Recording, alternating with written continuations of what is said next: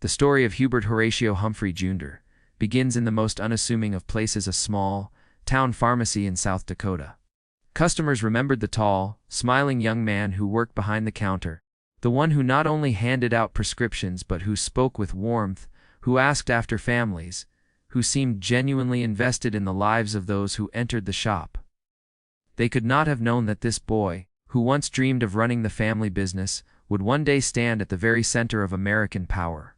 As Humphrey rose in politics, first as mayor of Minneapolis, then as a U.S. senator, his voice became one of the most recognizable in the nation. In 1948, at the Democratic National Convention, he electrified the hall with his fiery defense of civil rights. Delegates gasped, cheered, some even booed, but no one forgot the moment. The happy warrior had arrived. A man who believed politics should be about moral courage, even when it meant facing down opposition. But while the public saw a man of conviction, another record was quietly forming in the vaults of the FBI. Beginning in 1945 and stretching nearly 3 decades, the Bureau assembled files on Humphrey that grew thicker and thicker with every year.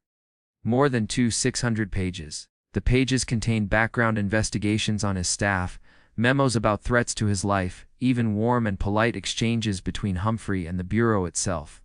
One memo might note his cooperation. Another might catalog the angry letter of a stranger who had threatened him. In some reports, the tone was almost protective, as though the Bureau regarded him not only as a subject of interest, but as a man worth safeguarding. Yet beneath the politeness ran a current of control. Humphrey's career, like those of many in Washington, existed under the gaze of an agency that was both guardian and judge. Then came the year 1970. America was boiling.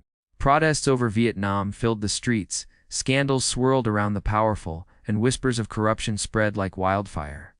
It was in this climate that a small, curious file was opened inside the Bureau. The question raised was explosive: should Vice President Hubert Humphrey, or Robert Maheu, once an aide to Howard Hughes, be investigated for perjury?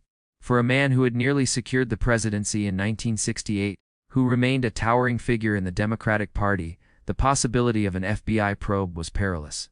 A formal investigation could have destroyed him.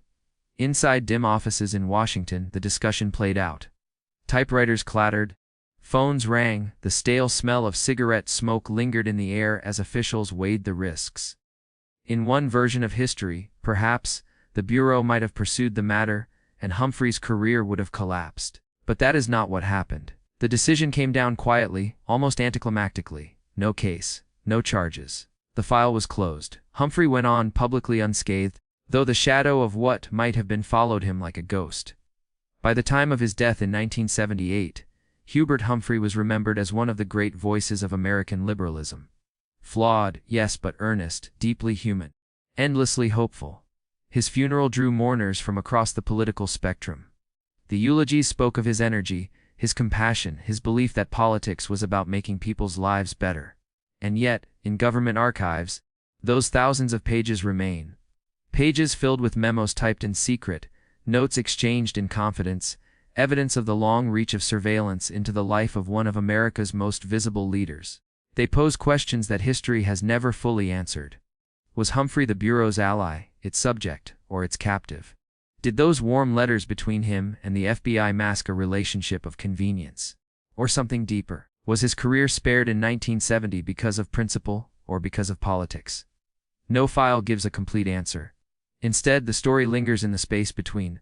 The happy warrior smiling for the cameras, shaking hands, delivering speeches filled with hope. And the Bureau, watching silently, recording, keeping its own counsel. In the end, perhaps that is the most haunting part of Humphrey's legacy. Not just what he achieved in the open, but what was preserved in silence, behind locked doors, in the careful language of FBI files.